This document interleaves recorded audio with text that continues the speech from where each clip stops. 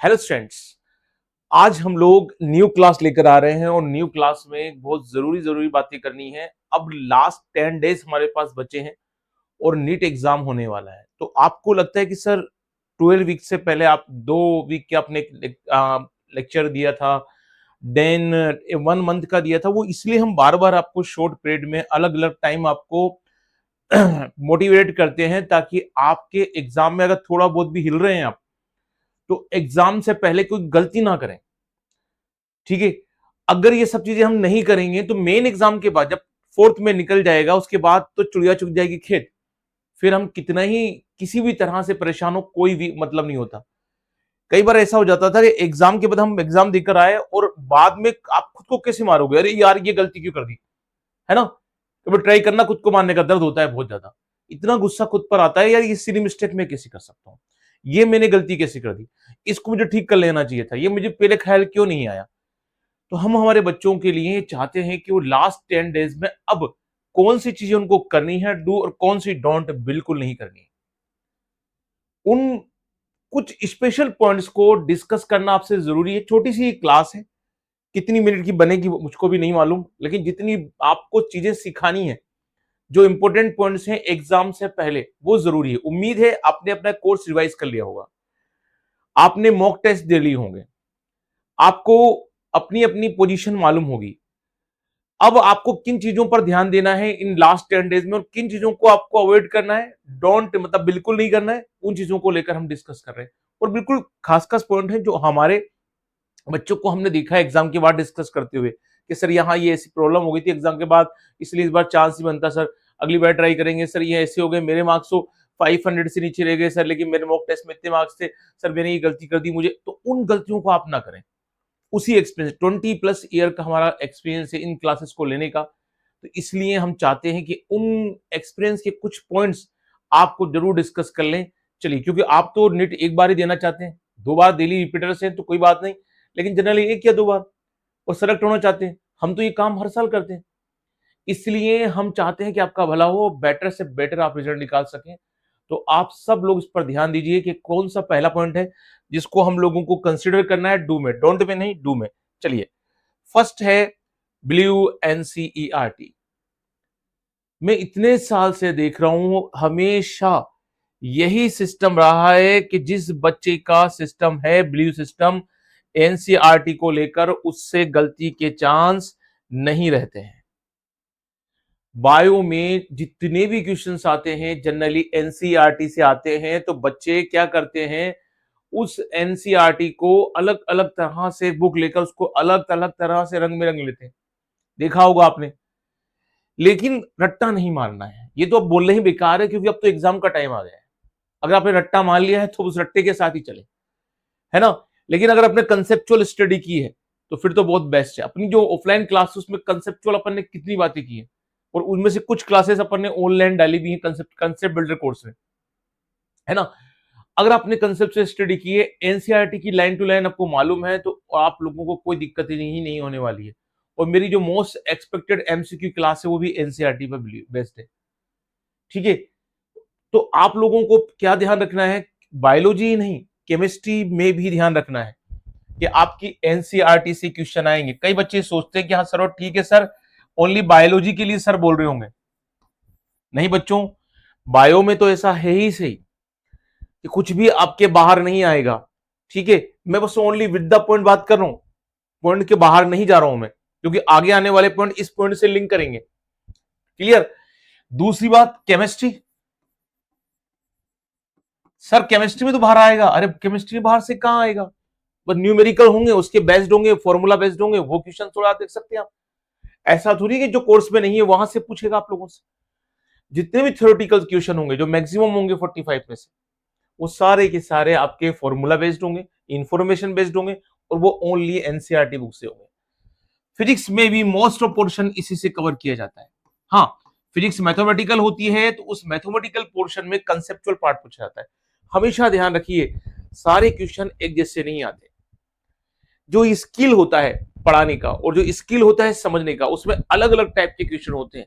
Understanding type के question होते हैं, स्किल टाइप के क्वेश्चन होते हैं, एप्लीकेशन टाइप के क्वेश्चन होते हैं। ये कहा जाता है खास सोच से पेपर सेटर को कि भैया तुझे पेपर ऐसा बनाना है सभी बच्चों के लिए, उनकी नॉलेज बेस्ड क्वेश्चन हो, इंफॉर्मेशन बेस्ड क्वेश्चन हो, उसमें होना चाहिए, एप्लीकेशन बेस्ड क्वेश्चन होना चाहिए, अंडरस्टैंडिंग बेस्ड क्वेश्चन होना चाहिए, ठीक है ना, तो स्किल बेस्ड क्वेश्चन होना चाहिए। इसी बेस पर अलग अलग टाइप के क्वेश्चन बनाए जाते हैं। तो अगर आप एनसीईआरटी को प्रायोरिटी देंगे तो काफी चांसेस हैं कि आप लोगों का सिलेक्शन हो जाए। ये गलती मत करना, कोई कितना ही बोले। अभी इसके बाद का एक पॉइंट आएगा लास्ट में, जो मैं बाहर पढ़ने वालों के लिए कहूंगा कि जिनको बहुत शौक है बाहर बाहर का देखने का, अब बिल्कुल नहीं करना है। अगली बात है ये दो चीजें, मैंने लास्ट क्लासेस में भी आपसे कहा है कि हमारा जो पढ़ने का सिस्टम होता था और हम जो हमारे क्लास के बच्चों को बतलाते हैं, है ना, ऑफलाइन ऑनलाइन दोनों में, उसमें यही कहते हैं हम कि भैया रिव्यू करो, सिलेबस सामने रखो और सिलेबस के देख के पढ़ो। अब 10 डेज बचे हैं, आप में दो चीजें आपको 2 और 3 पॉइंट की ध्यान रखनी है।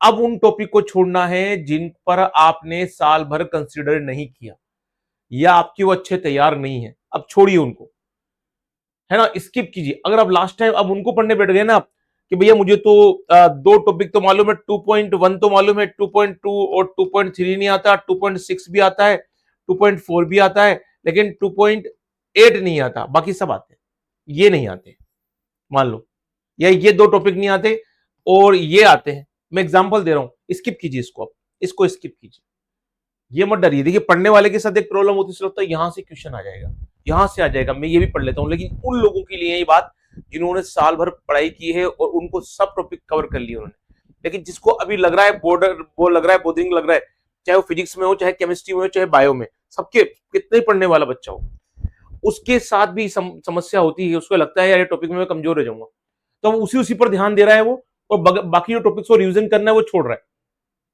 हमारी आदत है, जो चीज हमारे हाथ में होती है वो तो कमजोर लगती है। मैं कई बार, मैं छोटी कार मेरे पास होती थी, तो मैं कार भी नहीं होती थी, मैं ज्यादा कोटा में जब जाता था, अप डाउन करता था कोटा के लिए, तो मैं बाहर से जाता था कोटा, तो वहां पर मैं किराए की जो थी, टैक्सी टाइप जो थी, उसको लेके जाता था। तो ड्राइवर की एक आदत थी, अपनी कार को वो ज्यादा ध्यान देता नहीं था और बोलता था देखो असद सर वो पास वाली कार कितनी शानदार है, अरे तू जिसे बैठा है इस पर ध्यान देना यार, कितनी अच्छी हो। तो पढ़ाई में भी सेम प्रॉब्लम ना करें आप, जो आपके हाथ में उस पर तो ध्यान नहीं दे रहे, जो आपको नहीं आता या जो आपको जिस पर डर लगता है उसी उसी पढ़े जा रहे हो। अरे यार जो आपने अच्छा तैयार कर लिया है 90% कोर्स, उसको बार बार रिवाइज करो यार, है ना, और स्किप करो उन टॉपिक को जो आप नहीं पढ़ सकते हो, जो आपको लगता है कि यार अब तो दिक्कत आएगी। कहां आप कोचिंग के प्रॉब्लम काउंटर पे जा जाके सर पढ़ोगे उन लोगों के साथ जो खुद ही अपने सर पढ़ते रहते हैं कि बच्चा क्या पूछ लेगा। क्लियर, तो इसलिए ये गलती ना करें। जिस तरह से आपको डर लगता है उन टीचर्स को भी डर लगता है जो प्रॉब्लम काउंटर बैठे रहते हैं, बच्चा क्या पूछ लेगा आके। तो कई बच्चे तो ऐसे आते हैं, चलो आज मजे लेंगे, सर को नहीं आएगा, ऐसे पूछेंगे जिसको नहीं आएगा। अब वो टाइम पास करने का समय नहीं है, अब बिल्कुल आप ध्यान रखेंगे। फिर रिवाइज कर देता हूँ, सिलेबस सामने रखना है, अंडरलाइन कर देना है, ये टॉपिक कंप्लीट है, अब इन्हीं को रिवाइज करना है। ये मुझे नहीं आता, वहां क्रॉस कर दीजिए, देख लीजिए उस पर कोई क्वेश्चन ऐसा तो नहीं कि ऐसा टॉपिक छोड़ रहे हो जिस पर वेटेज ज्यादा है क्वेश्चन का, जिसका वेटेज नहीं है उस टॉपिक को स्किप करना है, ठीक है ना। अगली बात, अगर वो टॉपिक आपको नहीं आता लेकिन वेटेज वाला है तो फिर तो पढ़ना है, फिर स्किप मत करना, लेकिन कोशिश करें अब अदर टॉपिक को स्किप करें। क्लियर, ये बहुत ज्यादा स्मार्ट प्लानिंग है और आप लोग उम्मीद है कि इस स्मार्ट प्लानिंग को कर रहे होंगे। चलिए नेक्स्ट पे आते हैं हम लोग। अब आता है पीवाईक्यू। अब पीवाईक्यू देखो तो हम तो देखो 2002, 2003, 2004, 5, 6, 7 के अलग टाइप से क्वेश्चन पढ़ा, हम तो पढ़ाते हैं उस टाइम से, हम जानते कोर्स कैसे वेरी किया, है ना, कैसे वेरी किया। हम तो स्टेट बोर्ड से लेकर जो सीबीएसई बोर्ड है दोनों ही क्लासेस हमने ली, ठीक है ना, तो हम जानते हैं कोर्स किस तरह से वेरी किया। अब कई क्वेश्चंस जो पुराने हैं पीवाईक्यू वो बहुत ओल्ड है, तो अगर आपको ज्यादा परेशान नहीं होना है, एक पीवाईक्यू मजबूत करना है, तो इन 5 ईयर के पीवाईक्यू कर लीजिए, बहुत है। फिर आपकी श्रद्धा पे डिपेंड करता है कि आप कितनी और डीप में जा सकते हैं, लेकिन वो टाइम पर डिपेंड करेगा। आपने अगर इससे पहले प्रैक्टिस कर ली है तो कोई क्वेश्चन आपको ऐसा लगता है कि 2016 का ऐसा है यार जो हमारे कोर्स में फिजिक्स का था, केमिस्ट्री का है, बायो का, अब है ही नहीं, वो इसलिए नहीं है क्योंकि वो कोर्स में है, अब टॉपिक ही नहीं रहा, तो उस पर ध्यान देकर टाइम बात कर रहे हैं कि हमें सर ने पढ़ाया नहीं, हमने सर ने देखा नहीं, या आगे एग्जाम में नहीं आएगा, या कोई 2000 आपको 17 का कोई टॉपिक मिला जो बिल्कुल नहीं है, या आप 2012 का कोई टॉपिक देख रहे हैं वो बिल्कुल काम का नहीं है, स्किप कीजिए, ऐसे क्वेश्चन नहीं करना है। मोटे तौर पर आपको इन 5 ईयर को करके देख लेना है। अगर आपके सिलेबस से मैच करते हैं कुछ क्वेश्चन तो इसके भी करके देख लेना है, लेकिन अब पूरा ध्यान इस पर लगाए। ये 5 साल कर लेंगे, उससे से काफी मजा आ जाएगा। क्लियर, अगर आपने ये कर लिए हैं तो कोई दिक्कत नहीं है, आपकी नजर के सामने से गुजर चुके हैं, लेकिन वो क्वेश्चन नहीं आएंगे जो कोर्स से बाहर है। क्लियर? जो लोग बोलते हैं 10% कोर्स से बाहर आया, कोर्स से बाहर नहीं होता, वो एप्लीकेशन बेस्ड क्वेश्चन होते हैं। ये ज्यादातर कौन से टीचर्स होते हैं जिन्होंने अपनी पढ़ाई इनकम्प्लीट रखी है। लेकिन कोचिंग में कोई रूल्स तो होता ही नहीं है कि भैया तू पढ़ा लिखा है तू अंदर आ जा, तू कम पढ़ा लिखा है तू बाहर चले जा। वो तो रख लेते, कुछ इस पर चलता है और कुछ जो सर्वे सर्वा है। ठीक है ना? सर्वे सर्वा है, तू मेरा बच्चा तू अंदर आ जा, तू उसका बच्चा तू चला जा। तो फैकल्टीज में भी ऐसा होता है। आपको जो पढ़ाती है फैकल्टीज वो सारी ऐसी नहीं है ना? कई बार तो अपन देखते हैं कुछ बैचेस में ऐसी फैकल्टी लगाई जाती है जो आप भी जानते हो, रिपीटर्स जानते हो ना आप, जो कैसी होती है। तो इसलिए अच्छी तरह से ध्यान रखें। अभी टाइम नहीं उन चीजों का, इसलिए अपन मेन मुद्दे पर आते हैं। इन 5 ईयर की चीजों को आप लोग स्पेशल ध्यान रखेंगे, है ना? चलिए नेक्स्ट। अब आप ये देख ले कि एमबीबीएस की जो सीट्स हैं उनकी स्टैटिक्स क्या है। इसके लिए मैंने स्पेशली एक क्लास, है ना, अपने वीडियो है उसको, लेक्चर को मैं रिकॉर्ड कर चुका हूं और वो अपलोड हो गई ना? हो गई अपलोड? चलो हाँ हो गई, अपलोड भी हो गई वो। क्लियर? यूट्यूब पर वो अपलोड भी हो गई है कि एमबीबीएस सीट्स की स्टैटिक्स क्या है। अगर आपके पास टाइम हो तो उसको जरूर देख लेना। यहां पर उसकी बात करने से चैप्टर और लंबा हो जाएगा, टॉपिक और लंबा हो जाएगा और लेक्चर और लंबा चला जाएगा। तो अभी तो इसकी बात की नहीं है। एक जरूर ध्यान रखना है कितनी एमबीबीएस की सीट्स है, उसके हिसाब से हमारी जो सेंट्रल कोटा है, स्टेट कोटा है, ठीक है ना, और जो कैटेगरीज हैं उसके हिसाब से क्या रहेगा। तो वो मैंने उस लेक्चर में डाल दी है बात। इससे क्या रहता है, मालूम रहता है यार कि आपको किस स्टेट के अकॉर्डिंग क्या पोजीशन लेकर एग्जाम जाना है। बाद में फिर एग्जाम देने के बाद कट ऑफ खेलते रहते हो, उससे कोई फर्क नहीं पड़ता। एग्जाम से पहले सारी बातें मालूम होनी चाहिए अपन को, इसलिए मैं आपसे बोल रहा हूँ। Next, avoid extra notes, coaching out of syllabus. मतलब होता क्या है, मैं आपसे मेरा एक्सपीरियंस कोटा का काफी रहा है, और जो मेरे बच्चे हैं उनको तो मैं बहुत ज्यादा ध्यान रखता था कि कुछ कोचिंग से, देखो मैं नाम ले सकता क्योंकि सब जगह जान पहचान है, कोई बुरा मान जाएगा मेरे नाम की कि सर ऐसे हमारे इसके लिए ऐसा कह रहे हैं। तो कुछ नेगेटिव बातें ऐसी होती हैं जिनको पॉजिटिवली छुपा लेना चाहिए। कई कोचिंग की शीट्स ऐसी हैं जिनमें मैटर है ही काम का ही नहीं है। जैसे मान लीजिए 1.5 से लेकर 1.2 से लेकर 1.9 के टॉपिक है, और उसमें 1.7 और 1.6 किसी काम का नहीं है। बस ये शीट्स बना दी इनकी, कहां से? रेफरेंस बुक से या बीएससी की बुक से। कई शीट्स तो हमने ही बनाई है अपने दोस्तों के लिए, जो फैकल्टी है वहां बड़ी बड़ी कोचिंग पे जिनमें हम भी रहे, है ना। तो अब आप करते क्या है कि हम लोगों को ये ध्यान रखना है कि इन टॉपिक्स को नहीं पढ़ना है, और अब कोई नया टॉपिक पढ़ना भी नहीं है। मैं बार बार रिवाइज कर रहा हूं, कोई नया टॉपिक भी नहीं पढ़ना है, और जो कोचिंग की शीट्स में एक्स्ट्रा मैटर है उसको नहीं पढ़ना है। वो नहीं आएगा, नहीं आएगा और नहीं आएगा, ये कंफर्म है। ठीक है? और जो एग्जाम के बाद फोर्थ में की बात कहेंगे ना, ये थोड़ा 5% एक्स्ट्रा आ गया, क्वेश्चन बाहर से था, अरे बाहर से नहीं है, वो कंसेप्चुअल है, उसी टॉपिक से घूम के फिर के आया है। जैसे कल की वो टॉप मोस्ट एमसीक्यू में ईस्ट का क्वेश्चन मैंने दे दिया था। अब ईस्ट देखेंगे तो ईस्ट कहीं मिलेगा ही नहीं, बोलेंगे ईस्ट तो बाहर से। अरे बाहर से नहीं है, आप एनसीईआरटी बुक को ध्यान से पढ़ते कहां से? तो इसलिए आप लोग ध्यान रखें, जो कोचिंग की शीट्स है उसमें एक्स्ट्रा मैटर नहीं पढ़ेंगे। उन चीजें अगर पढ़ लिया था, अब उस पर जो रिवाइज करेंगे तो उस पर ध्यान नहीं देंगे। दूसरी बात, जो नोट्स में एक्स्ट्रा चीजें उन पर ध्यान देंगे, जो टॉपिक्स की चीजें हैं वही ध्यान देंगे, सिलेबस की चीजें उन पर ही ध्यान देंगे। क्लियर? चलो, स्किप करने की आदत डालिए, छोड़ने की आदत डालिए। छोड़ने में बहुत दिल दुखता है, लेकिन छोड़ दोगे ना तो एक दिन बाद आपको सुख होकर मिलेगा जब रिजल्ट आएगा आपका कि यार अच्छा मैंने इसको स्किप कर दिया, है ना। पढ़ने वालों के साथ समस्या रहती है, वो छोड़ते नहीं है। अब डोंट, क्या नहीं करना है, ये तो आपको करना करना जो था वो तो हो गया। Extra topic, extra marks. कई बच्चों के मन में होता है यार मैं पढ़ लूं एक्स्ट्रा, मेरे मार्क्स ज्यादा आ जाएंगे दूसरे से। यार ये कोई रिटन एग्जाम है क्या? ये कोई 12 बेस एग्जाम दे रहे हैं क्या? वो 12 बेस एग्जाम भी बाहर से नहीं आता। ये बहुत बकवासी थॉट है, बहुत पुरानी थॉट है। एक्स्ट्रा पढ़ूंगा, एक्स्ट्रा आएगा, ज्यादा पढ़ लेता हूँ। मेरे कई स्टूडेंट्स होते हैं जिनको कहने के बाद भी नहीं मानते हो, और वो एक्स्ट्रा पढ़ते हो कि नहीं यार एमक्यू सर शायद बोल रहे हैं, शायद सर को बात नहीं हो जाए, कोई एक्स्ट्रा आ जाता, मैं तो पढ़ लेता हूँ। आपके पास टाइम है अब, और ना आपको एक्स्ट्रा पढ़ना है। ऐसा ये गलत, बिल्कुल गलत रूल है कि यार एक्स्ट्रा पढ़ेंगे तो एक्स्ट्रा मार्क्स आ जाएंगे। आपको वो टॉपिक्स पे ध्यान ही नहीं देना है जो किसी काम के नहीं है, जो अपने लिए अब बेनिफिशियल नहीं है। उन टॉपिक्स को आप जितना ज्यादा अवॉइड करोगे उतना ही बेटर रहेगा मेरे बच्चों। और मुझे उम्मीद है कि आप एक्स्ट्रा टॉपिक पे बिल्कुल ध्यान नहीं देंगे, जितने भी टॉपिक एक्स्ट्रा हैं उनको बिल्कुल कंसीडर नहीं करेंगे। तो इनको तो जितना ज्यादा आप अवॉइड करेंगे उतना ही आपके लिए बच्चों अच्छा रहेगा। चलिए नेक्स्ट बात जो मुझे आपसे करनी है, डिस्ट्रैक्शन। डिस्ट्रैक्शन किस किस से होता है? अभी मैं पढ़ रहा हूं, मैं एक राज की बात खोल देता हूँ। मुझे इतना ज़्यादा सोशल मीडिया से लगाव हुआ कि मैं कहीं पर भी मोबाइल को नहीं छोड़ता हूँ। कहीं पर भी आप समझ गए, सारी बातें यूट्यूब पे नहीं की जा सकती। ऑफलाइन वाले बच्चे तो जानते हो तुम लोग, है ना? लेकिन इतना डिस्ट्रैक्शन होता है। यानी मैं कह सकता हूँ कि मैं एडिक्ट हो चुका हूँ सोशल मीडिया का। अगर मैं क्लास नहीं ले रहा हूँ और मेरे पास एक्स्ट्रा टाइम है, तो फिर ये एडिक्शन चलता है। मैं बहुत कंट्रोल करने की कोशिश करता हूँ, लेकिन मेरी फैकल्टी हूँ तो मेरे कई फ़ोन कॉल्स आते हैं, क्लास खत्म हो गई। कहीं मुझे दूसरों से इंटरेक्शन करता है, सोशल प्राणी हूँ तो कई बातों का ध्यान रखना पड़ता है। तो इसलिए मोबाइल काम आता है, लेकिन मैं चाहता ये हूँ कि उससे दूर रहूँ, है ना? और कोशिश भी यही करता हूँ। आप सोशल मीडिया का बिल्कुल यूज़ नहीं करेंगे, बस यूट्यूब से लेक्चर आ रहे हैं, आपने सब्सक्राइब कर रखा है चैनल को, जैसे आएगा बेल आइकन हो जाएगा, आपको टाइम देख लीजिए। मैं जनरली अपलोड करता हूँ 5 बजे से लेकर शाम को 7, 8, 9 बजे तक, इसी के बीच में, इससे पहले नहीं करूँगा। कोई स्पेशली कोई सूचना आ गई, इन्फॉर्मेशन आ गई तो ज़रूर कर सकते हैं, वरना कोई ज़रूरत नहीं, है ना? फ्रेंड्स फ्रेंड से पूछ रहे हो, भैया तेरा कैसे तैयारी चल रही है? तू बता दे यार, मेरी तैयारी में तो मेरे तो टॉपिक तैयार हो गए, तेरे कितने टॉपिक तैयार हो गए? अरे मेरे तो 7 हो गए, मेरे तेरे 6 हुए। ये फालतू बातें। पेपर के बाद भी आप दिमाग खराब नहीं करोगे। तेरा कैसा गया? मेरा कैसा गया? तेने कितने रन करे? मेरे उससे क्या मतलब है आपको यार? ना उसकी सीट पे आप जा रहे हो, ना आपकी सीट पर वो आ रहा है। आप मेहनत करोगे, आपका सिलेक्शन, वो मेहनत करेगा, उसका सिलेक्शन, दोनों मेहनत नहीं करोगे, दोनों बाहर। काहे का फ्रेंड्स फ्रेंड्स खेलना, है ना? अब आप ये चीज़ों में नहीं फँसोगे। अच्छी दोस्ती अच्छी बात है, रख ली आपने, बढ़िया बात है। अब अपने आप के बारे में सोचिए, है ना? अब आप खुद के दोस्त बन जाएँ, वो बेटर रहेगा। तो इसको भी आप नेगलेक्ट करें, इसको भी नेगलेक्ट करें। तीसरी चीज़ और बड़ी समस्या बन जाती है, जो फेयर फैक्ट्स होते हैं, डाटाज़ होते हैं।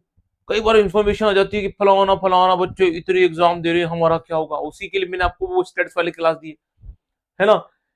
डर लगता है कि यार वो एडमिट कार्ड नहीं आया। अच्छा, एडमिट कार्ड कब आएगा? एक वाले भैया ने बोल दिया आधार कार्ड क्या होगा? आधार कार्ड लेके जाना है। वो फोटो मैच नहीं करा तो फोटो कैसे ले जाएँगे? कलर ले जाएँ, ब्लैक एंड व्हाइट ले जाएँ? अरे जो आपने एग्ज़ाम के लिए फॉर्म भरा है उसी में को ले जाएँ। और खुद क्यों लें? अगर मम्मी-पापा साथ है किसी को भेज दें, पापा इसकी फोटो खिंचा ले, और 1 दिन 2 दिन पहले कर लें यार। 2 फोटो पहले अरेंज कर लें। एडमिट कार्ड निकालना कौन सी बड़ी बात है? जाएँ पास में से कहीं को भी निकाल के दे देगा आप लोगों को। आधार कार्ड अपने पास होता ही है यार। डरना क्या है यार? उनको दिमाग में नहीं घुमाए, हमारे दिमाग में घूमता रहता था। एडमिट कार्ड कब आएँगे? सिटी कौन सी होगी? वो आपको इन्फॉर्मेशन दे देंगे जब आएगा यार, है ना? तो इसलिए फेयर फैक्ट से नहीं डरेंगे। पढ़ते-पढ़ते कोई डिसीजन है, अच्छा, मुझे वो संख्या नंबर तो मालूम ही नहीं है। ये दिमाग खेलता है अपने साथ। अच्छा, मुझे वो मेरे यहाँ बायो के 4 नाम मुझे बॉटनी का नेम याद किए थे, भूल गया। या अच्छा वो एनिमल के वो पहला पेज भूल गया। अरे अच्छा बायो फिजिक्स में मैंने फॉर्मूले याद किए थे, इस पे मुझे न्यूमेरिकल करने हैं वो याद नहीं है। ऑर्गेनिक केमिस्ट्री में मुझे यार ये याद नहीं है सेंडमायर रिएक्शन क्या होती है यार। अरे यार ये फ्रीडेल क्राफ्ट का रिएक्शन क्या है? और अच्छा एल्डोल्स जो संघनन है, ये एल्डोल जो कंडेंसेशन उसकी रिएक्शन भूल गया मैं। क्रॉस एल्डोल, एल्डोल में क्या होता है? अरे यार कहाँ उलझ रहे हो यार? आपके दिमाग को फेर में मत डालो, बिल्कुल नॉर्मल रहो, है ना? ऐसी चीजों में आप नहीं फंसेंगे। ये दिमाग आपके साथ खेलेगा ऐसा कि आपको परेशान करेगा, आपको डराएगा। ये नॉर्मल चीजें हैं यार, हर किस साथ होती है। जो हम पढ़ा रहे हैं हमारे साथ भी हुई है, ठीक है ना? इसलिए कभी ना डरे। जिस टीचर को आप बिल्कुल ईश्वर जैसा मानते हैं कि ये तो महान है, बटन दबाओ आंसर निकाल लो, इसमें ऐसा रट्टा मारा है।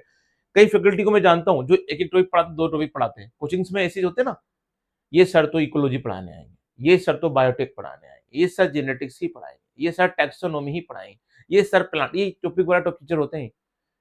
कोचिंग इनको क्या कर देती है? हैंडीकेप कर देती है। बस टॉपिक्स वाले टीचर्स वो इतना रट्टा मार लेते हैं कि उनको बटन दबाओ, सर कहाँ से आंसर, वो आंसर बताते हैं। इन टीचर्स के साथ भी ये समस्या है कि इनको भी अगर आप दे दोगे ना कभी, तो ये भी घबरा जाएंगे। फिजियोलॉजी वाले को आप टैक्सोनॉमी दे दो, हालत बुरी हो जाएगी उसकी, है ना?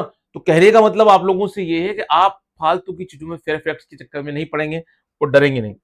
चलिए, यही मैं आपसे बोल रहा हूँ, एक फेयर ऑफ एग्जाम क्या होगा, 4th में को पेपर कैसा आएगा, टफ आएगा। उस यूट्यूबर ने कहा था हार्ड आएगा, उस यूट्यूबर का थंबनेल था बहुत ज्यादा हार्ड पेपर आने वाला है क्योंकि पेन पेपर मोड से होगा, इस बार 20 मिनट भी कम होंगे। अरे यार 20 मिनट कम होंगे तो बढ़िया है ना पढ़ने वाला परेशान होगा, पढ़ने वाला परेशान थोड़ी होगा। तो किसी भी फेयर से बिल्कुल ना डरें। मन में कोई ख्याल आए एक गाना गा लें, गाना खुद कर देगा, डांस कर लें उसी वक्त, कोई पागल समझ लेगा, समझ ले देने दो, है ना? अच्छा लग रहा है कोई पॉप म्यूजिक उसे सुन लें। आप बीच-बीच में अगर ऐसे कुछ करते हैं तो इसे गलत नहीं मानते। मूड को आपको क्या करना है, रिफ्लेक्ट होने से बचाना है, मूड स्विंग से बचाना है, अपने आप को क्या ध्यान रखना है, स्टेबिलिटी के साथ रखना है। मैं हूँ, मैं कर लूंगा, मेरा हो जाएगा। वो मैं बार बार सॉन्ग के बोलता हूँ, तू नहीं तो कौन बे, मैं नहीं तो कौन बे। कई बार मैं आपसे कह रहा हूँ, आप ध्यान रखें, आपका सिलेक्शन होगा, डरे नहीं, अपने आप पर बिलीव का सिस्टम रखें। बिलीव सिस्टम सबसे बेस्ट होता है ना? जैसे ईश्वर दिखते नहीं है लेकिन महसूस होते हैं, अपने साथ है। बिलीव सिस्टम भी सेम है कि ये दिखता नहीं है, लेकिन अगर आप खुद पे बिलीव रखते हैं ना, फिर ये फालतू फेयर इफेक्ट वेयर इफेक्ट कुछ भी इफेक्ट नहीं करते। तो मुझे उम्मीद है कि जो मैंने आपको बतलाई बातें, वो सारी बातें आपने समझ ली होंगी, और ये चीजें आप लोग एग्जाम के टाइम में ध्यान रखेंगे। मुझे उम्मीद है कि मेरे बच्चों ने इन चीजों को समझ के मेन एग्जाम में गलती नहीं करेंगे। ऐसा नहीं होना चाहिए कि हम बड़ी मेहनत से ये वीडियोस बनाएं और आप कल एग्जाम में वो गलती कर दें जो आपको नहीं करनी थी। तो इन चीजों को बहुत ध्यान में रखना बच्चों, विश्वास करना हम लोगों, इतने पुराने टीचर्स से हम लोग, ठीक है? चाहे आप इसे 20 लोग देख रहे हो या 200 लोग देख रहे हो या 2000 लोग देख रहे हो, ठीक है ना? कोई ज्यादा फर्क नहीं पड़ेगा। इसको तो हम लोग सेटिस्फाई पहले ही हो चुके हैं। ये यूट्यूब तो अब क्या हो चुका है, हमारा एक माध्यम बन चुका है आप लोगों की सेवाएं करने का, ठीक है? जिससे आपके साथ कनेक्ट होते जाते रहते हैं हम लोग, ठीक है? इतने साल पढ़ाया है तो एक गिफ्ट क्या समझ में आता है? मान लो इतनी चीजें हम फ्री में देते हैं कभी को? हम तो एक एक चीज के पैसे लेते थे, है ना, कोचिंग में। तो इन चीजों को फ्री डिस्ट्रीब्यूट क्यों कर रहे हैं? केवल आप लोगों के भले के लिए। तो उम्मीद है कि आप लोग एग्जाम में कोई गलती नहीं करेंगे। बहुत सारी शुभकामनाएं और प्यार आपको।